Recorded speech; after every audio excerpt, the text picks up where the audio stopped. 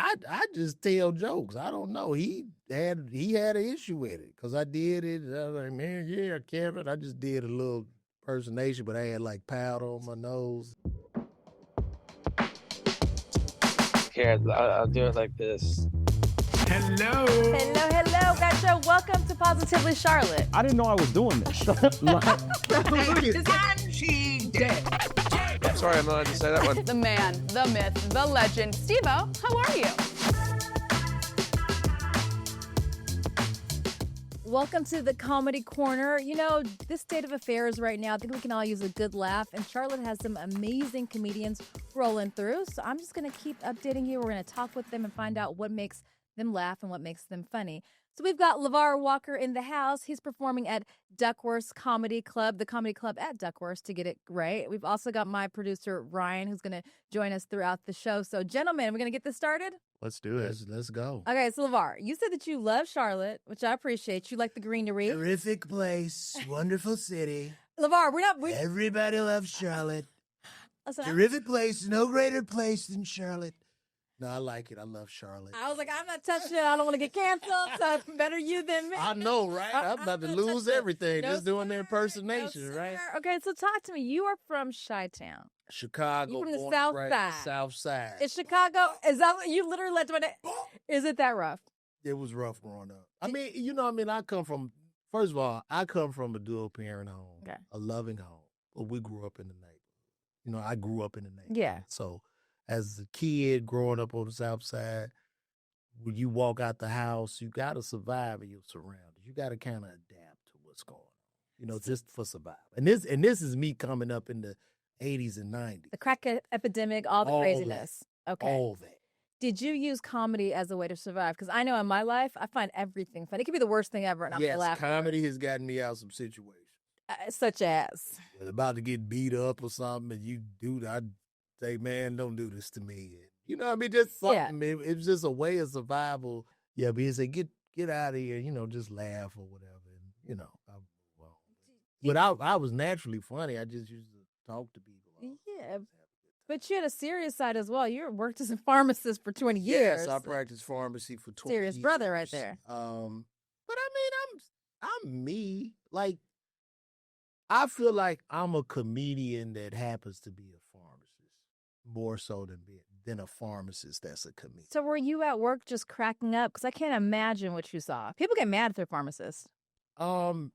Yes. I mean, you dealing with the public. Like when I was working at CBS, dealing with the public and people coming in with bad attitudes and, these little dollar copays and want to fuss with me and waste my time, because you work at retail. It's like I'm working at McDonald's. Yeah. You know what I'm saying? But I'm sitting there with a white coat, license with a doctorate and getting cussed out over juice and milk or cookies or whatever. You know what I mean? So that's what it was. And then I would just take that to the stage and just talk about my day, and people just really got it. So your comedy is your therapy? Absolutely. I love Comedy's cathartic for me because it's just me. I'm just talking. Do you feel like you are a people anthropologist? Like, are you finding your material? I can sit back and watch people and just laugh all day. So where are you finding your material? Just life. I mean, just in conversation with people, talking to people, things that's going on in the world.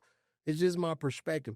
I think comedy is like one of the greatest forms of self-expression. I agree. Right? Yeah. You know what I mean? Especially if you like a funny person, you just put it out there and people would laugh.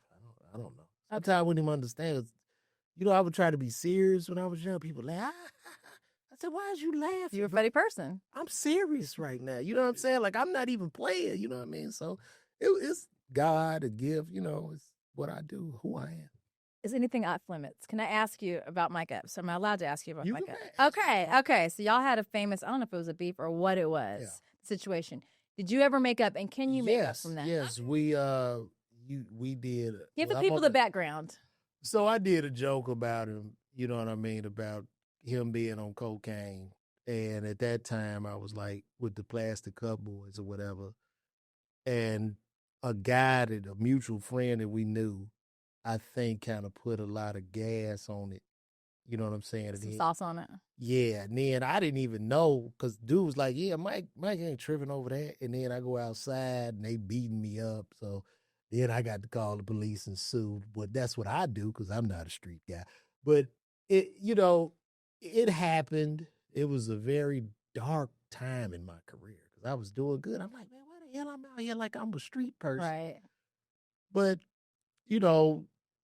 long story short, it all worked out.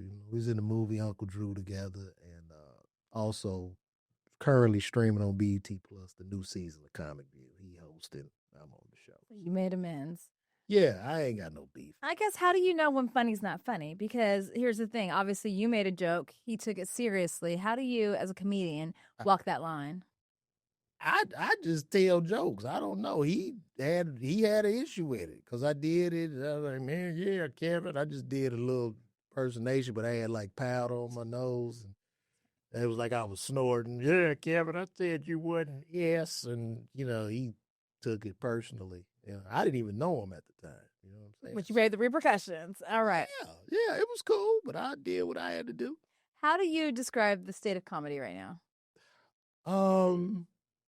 Right now, the state of comedy is a do-it-yourself kind of thing for each comedian. Like, it's just about the comedian getting and finding their own fan base, their own audience. It's never going to go back to, Kevin Hart, like, blew up and he kind of had a monopoly on it. Those days are over with. Instead of one Kevin Hart, you're going to have thousands of Kevin Harts. Why is that?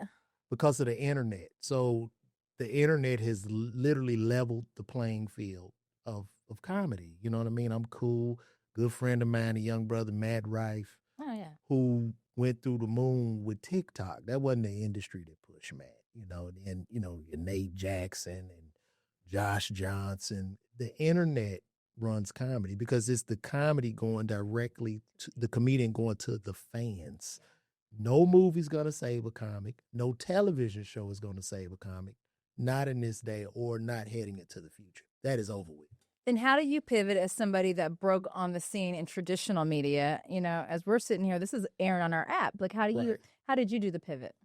You push content. You push as much content and you figure it out as you go. And, I didn't, being a traditional stand-up, I was like, I don't really want to be online. You know what I mean? Because pre-internet, the magic of comedy was a guy in the club, you building material, you working on jokes, and then people show up, and it's like, they see this, oh, boy, this is the funniest person I ever seen in my life. He's great, you know what I mean? But people don't realize you've been doing these jokes for 4 or 5 years. You see what I'm saying? That was then. But now, you don't have time to sit and hold material. You have to turn that material over.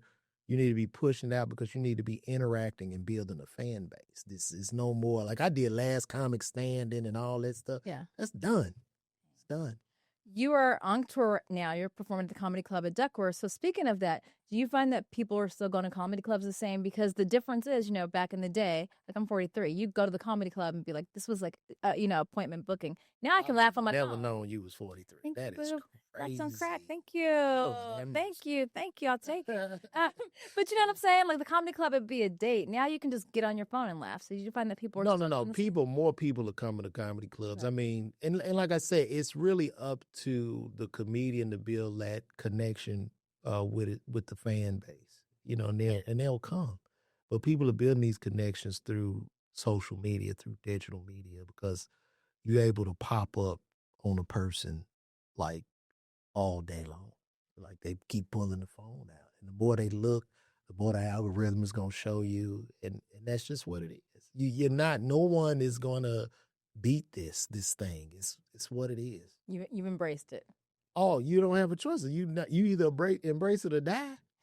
Okay, well, we don't want to die. Well, I mean, not in the physical, but you have because you're still a business as a comic too. You need to be able to sell some tickets. Yeah. In order to sustain. All right, we're going to cut to a short break, but right after that, Ryan's coming in. He's got some topics for us of what's buzzing. We're going to weigh in. You ready for that? Yeah, I'm ready. All right. As you are. I got some good ones for you. Okay, cool. Yeah, let's do it. All right, we're back. I got some stories for you guys. I was perusing Reddit, find the weirdest things I could find. All right. Just wanted to hear your reaction, what you guys thought about these. Some of them are personal problems that people are bringing to Reddit to get them figured out. Maybe we can figure them out for them. Okay, let's do it. All right. This first one I thought was really interesting. It says, my ex-wife and her new husband made their last name my full name. So this person says, I was married once. My ex-wife, she blew it all up by cheating on me with one of my friends. She kept my last name after the divorce. And once the divorce was finalized, her and the new man got married. And he found out when he looked on the website that the man's last full name, his legal full name, or was his legal surname, was his man's full surname.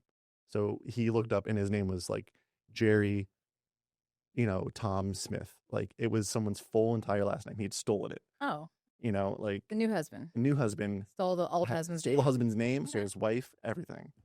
What? Yeah. Listen, the old husband should be flattered. You know what I'm saying? First of all, no shade, you're taking leftovers. Like you already were married to her. You don't want her anymore. Yeah, but did he do it? Was he trying to steal or something? Like he was trying. They were trying to convince, the government and stuff like that this was like everything had belonged to this guy because it was the same. Oh, they were committing fraud. They were trying to pull a fast one over on this guy. So did he lose anything? Did they get anything from it? It's just I don't think any legal repercussions came from it because they put him on blast. Yeah, it's just like a. We were talking about the power of social media. I would be blowing this up. I'd have it on bro. Facebook, Instagram. So the couple, they scammers. Like that's what it sounds like. Yeah, that's sleazy, bro. Yeah. I mean, just have you ever thought of like that's got to be one of the laziest ways to try to steal. That would be like me and my wife get a divorce. She cheating on me, and the guy changed his name to LaVar Walker. Yeah, exactly. Yeah, his name would be Gary LaVar Walker. But you know what? Those two found each other. Like that is a match made in hell. Right. Like that, they deserve each other. But see, if the guy dies or something, does he get all his like that asset? That's crazy. That's a nightmare. I mean, I feel bad for the clerk at. I'd be calling Queen City News to be like investigative report. Right. That is crazy. Yes. I really don't know what to say about that. Right. Because they're doing it to scam. I don't think they're doing it because to be malicious. No, they're I don't think malicious. I don't think they are being malicious, but I think it's more so to get some assets or something out of this guy. Some clever that is loophole. That's yeah. nasty. That's cool. Okay, what else we got? That's Ryan? the world we live in. All right. Today, one of my coworkers stormed into the manager's office yelling, "I had at this place. I quit." The manager looked up for his computer, said, "Okay, good luck. Have fun." And the person went on a rage, and they said, "Wait, you're just letting me quit?" And they're like, "Yes, please leave." Have you ever had that where someone doesn't realize that they're the problem and they come to work and they think everyone else is the problem, and then it figures out like no, they get their comeuppance and it comes back to them. I mean, I think we've all worked with people who are the problem who don't realize they're the problem. Yeah. But it's like But I've never. I mean, that would seem like a person would own the business and this employee is just not a good employee, Right. But I haven't. I mean, I'm my only employee, so I haven't been in that position. But like at CVS, did you or working at the pharmacy, were there ever coworkers where you're like, you're not cut out for this, but you think you are? Like they were. No, man. 'Cause we were getting killed. Okay, it was so hard. Really? Like you don't even really have help. And As a pharmacist, you don't at CVS, you don't have help. Really? You rarely have help. You don't have enough help. you're in the They trenches. drive through looking like Chick-fil-A, man. Yeah, it's crazy. Yeah, You know, like iPads people, out there. you got stuff backed up. People, there ain't enough people to put the drugs on the shelves, and you got the phone ringing off the hook. 2,000 scripts coming in through the e-scripts. It's ridiculous. That's scary. Oh, they don't care. This is corporate America. They don't care. Oh my gosh, I had no idea that pharmacists had to deal with all that. Yes. So you don't miss is what you're saying. No, not at all. What got you into pharmacy? Man, I was, when I growing up in Chicago, I used to work at Walgreens as a little stock dude. Yeah. And I was talking to some farmers like, yeah, man, I'm getting money back here. And I'm like, I'm going to do this. That was it. And that was that. That was your passion. It wasn't even my passion. I was just looking for a job. I knew if I went to college, right, at that time, like when I get out, I want to get some money. You want to be level that you're not worried about. Yeah. Yeah, Yeah. right. And so when I got out of pharmacy school in 2002, there was like a huge demand for pharmacists where they were offering sign-on bonuses, big packages. Incentivize you when to I was 20, join. 24 years old, making maybe 2000, and they started me at like 90. Okay, so you're And then went up, and I'm 25. Yeah. You know what I mean? So it was, they were giving leases for life-changing cars because Yeah. they were, back in 02, the chains were competing with the amount of stores. So like Walgreens had like 9 or 10,000 stores. CVS was trying to top them. So, Yeah. and they didn't have enough grads because there's only like 74 schools of pharmacy. Pharmacy. So yeah. Did you see a big change though with big pharma? Like, to think about this, like who was coming through, who needed medicine, more people needing medicine, as big pharma gave out more prescriptions. And I'm saying this. You said that more. What? I just watched that Netflix documentary. Yeah, Pharmacist. what I experienced in pharmacy from 02 to, I was really there during that big Percocet boom. Yeah, exactly. That's what I'm that talking whole opioid crisis. Like, Exactly. I saw that. I was there. Like, it was insane. Where you were in the trenches. I was in the trenches with that, man. Because I used to float and work at different stores. Yeah. And it was bad. It was bad. Well, thankfully you're in comedy now. You don't stress about that. Yeah, I mean, I still keep an active license because even this, this is, what I mean, Really? I'm rolling the dice. So this is the crapshoot. So if someone came out and was like, we want LaVar, we need you to guest spot at CVS this week to work. No. No. You said you're not that desperate Not right that now, Desperate, no. but you could. If I did go back, I wouldn't. I don't think I would go into retail. Yeah. I do. But I worked at Kaiser too, so I would probably do like an inpatient setting or something like a hospital or clinical position. Or maybe even sales. All right, like so you've seen the other side of it. Yeah, but I love what I do. So I can tell you love what you do. yeah. All right, we got any more? We actually, after the break, we're going to come back with our winners and our sinners of the week. I love that. Let's go. All right. Let's go, guys. So we'd like to round out each episode with our winners and sinners of the week. Ryan and I are going to give our 2 cents, and LaVar will let us know what he thinks. Okay, my winner of the week is going to be Stephon Diggs, because you got Cardi B pregnant. Like, dude, I'm just like, I love her. I love Cardi. She can do no wrong in my eyes. Stephon, to me, is not the catch. He is the catch. So I feel like you're kind of, in a way, locking Cardi down.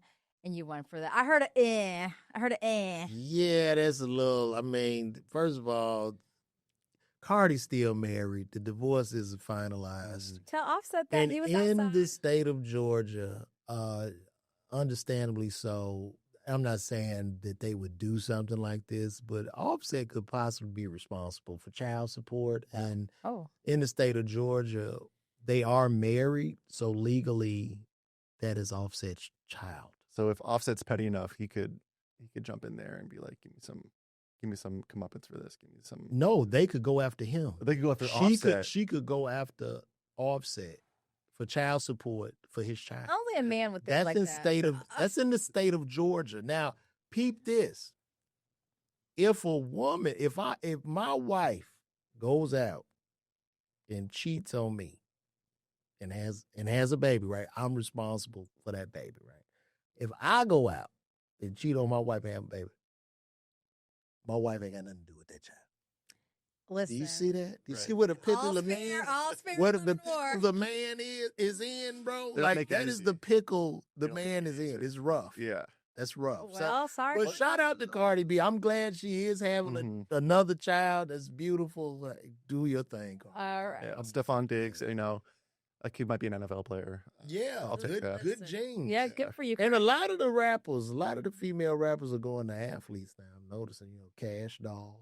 Yeah. And I get it. It's a little more stable than a rapper. Yeah, and then, well, not only that, these guys are really athletic. They're not on drugs. Right. And you know right, how much right. they're making. It's being reported in the news. You can see the contract. Offset was outside while he was married. I'm just saying. But No, he was. He wasn't right either. yeah, So. let's get it. Okay, Ryan, who's your winner of the week? My winner, I'll do my sinner first. Okay. Because my winner is based off my sinner. Keeping it kind of towards sports, Adam Silver, the commissioner of the NBA, he has recently been trying to backtrack comments that he made that kind of make him look like he's been lying about the cap circumvention. That's a hard word for me to do.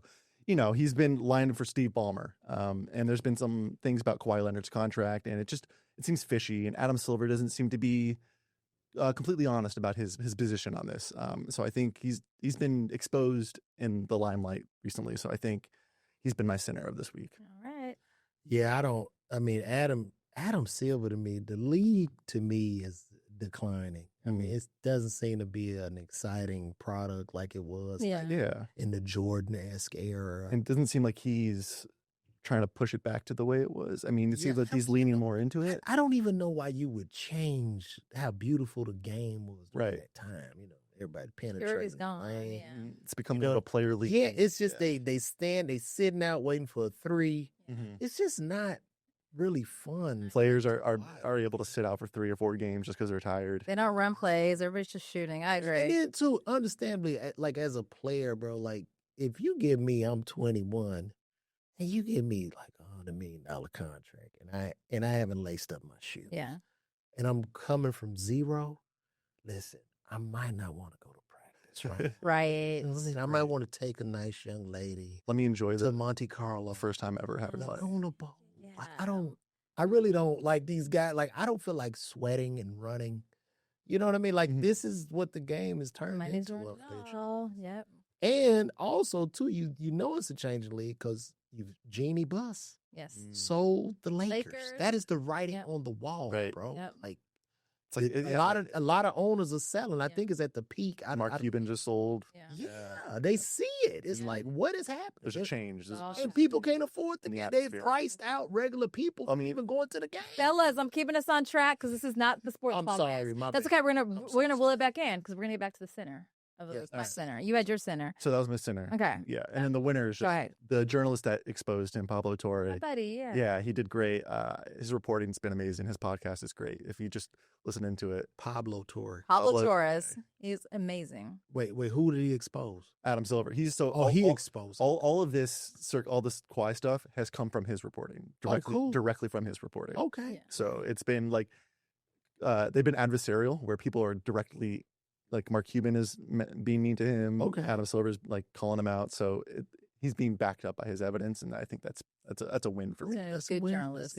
Good. Okay, my center of the week are my children because I was in New York City. My friends were like, "Do you miss your kids?" I was like, "No, not really." But as I was coming home, I'm like, you know what? I'm so excited to see them. They're 2-year-old twins. Identical?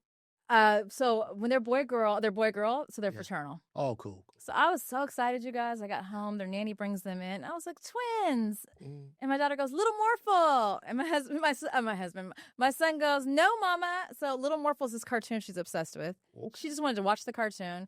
Son didn't even care I was gone. And I'm like, what am I out here doing with my life that my kids don't care that I'm gone? And they made me feel bad. So they're my sinners. They feel bad. missed you. They They missed me. Their quality of life is so good that they didn't even know that you were gone. That's a good way to put it. Thank you.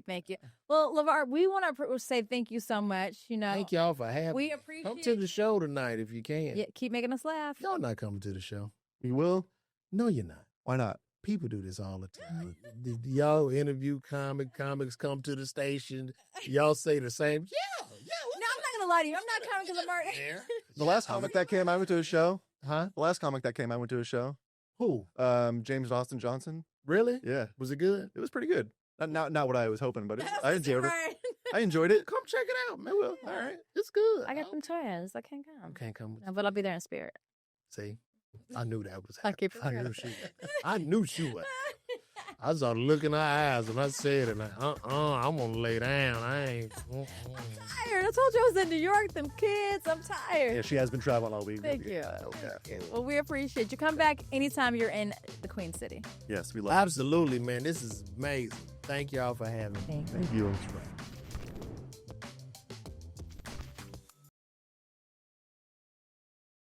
Queen City News Plus. Just search Queen City News on your smart TV's app store.